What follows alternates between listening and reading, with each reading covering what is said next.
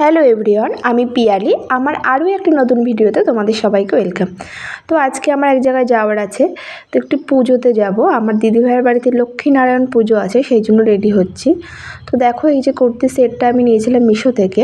একটা প্যান্ট আর কুর্তি সেট ছিল একসাথে, 350 টাকা নিয়েছিল। জামাটা কিন্তু খুবই সুন্দর এসছে, পিওর কটন।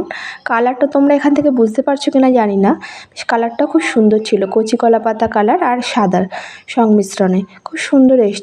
তো আমি রেডি হয়ে গেছি যাওয়ার জন্য। এবার আমি একটা টিপ পরে নেব। টিপ সচরাচর আমার পরা হয় না, তবে আমি এরকম কোনো বাড়ির কোনো পুজো বা কোনো অকেশানে গেলে আমি একটা ছোটো টিপ পরি। টিপ এবার আমি টোটো পেয়ে গেছি, রাস্তায় চলে এসে আমি টোটোতে উঠে পড়েছি।